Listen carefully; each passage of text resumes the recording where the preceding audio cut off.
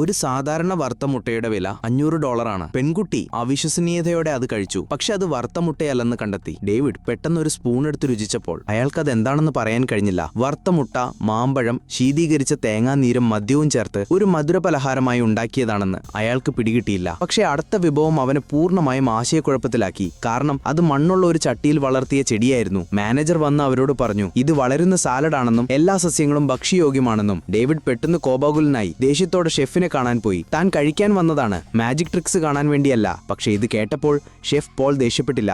പകരം Japanese A5 വാഗു ബീഫിന്റെ ഒരു കഷ്ണം പുറത്തെടുത്തു. തുടർന്ന് പുച്ഛത്തോടെ ഡേവിഡിനോട് ചോദിച്ചു, ഇത് എങ്ങനെ പാചകം ചെയ്യണമെന്ന് അറിയാമോ എന്ന്. മേശപ്പുറത്തുള്ള ചേരുവകൾ നോക്കി ഡേവിഡ് ആ വെല്ലുവിളി സ്വീകരിച്ചു. അയാൾ വേഗത്തിൽ ഒരു പച്ചയുള്ളി ചെറിയ കഷ്ണങ്ങളായി മുറിച്ച് ചൂടുള്ള എണ്ണയിൽ വറുത്തെടുക്കാനിട്ടു. ബീഫ് സ്ട്രിപ്പുകളായി മുറിച്ചപ്പോൾ അവൻ പച്ചയുള്ളി അമിതമായി വേവുന്നത് തടയാൻ നോക്കി. വറുത്ത പച്ചയുള്ളി ഇരുമ്പ് പ്ലേറ്റിലേക്ക് ഒഴിച്ചു. അധിക രുചിക്കായി വീഞ്ഞും ചേർത്ത് 1 മിനിറ്റ് ഉയർന്ന ചൂടിൽ എല്ലാം ഒരുമിച്ച് ഇളക്കിയ ശേഷം അദ്ദേഹം കുരുമുളക് ജീരകവും മറ്റു മസാലകളും വിതറി വിളമ്പിയപ്പോൾ ഒരു പെർഫെക്റ്റ് സ്റ്റയർ ഫ്രൈഡ് ബീഫ് തയ്യാറായി. പക്ഷേ ഷെഫായ പോളിന് അതൊട്ടും ഇഷ്ടപ്പെട്ടില്ല. അദ്ദേഹം ശാന്തമായി വാഗുവിനെ വറുക്കാൻ തുടങ്ങി. തുടർന്ന് സ്റ്റീക്ക് 3 കഷ്ണങ്ങളായി മുറിച്ച് തയ്യാറാക്കിയ പ്ലേറ്റിൽ സ്റ്റീക്കിന്റെ സ്ഥാനം ശ്രദ്ധാപൂർവ്വം ക്രമീകരിച്ച് ഒരു ഗ്ലാസ് കവർ ഉപയോഗിച്ച് അടച്ചു. പുകയുപയോഗിച്ച് കണ്ടെയ്നറിൽ ആപ്പിൾ വുഡ് ചിപ്സ് കത്തിച്ചു. സ്റ്റീക്ക് പതുക്കെ പാകം ചെയ്യുമ്പോൾ രുചി കൂടും. എതിരാളിയുടെ കഴിവുകൾ ശരിക്കും മികച്ചതാണെന്ന് മനസ്സിലാക്കിയ ഡേവിഡ് സ്റ്റീക്ക് മണത്തു നോക്കി.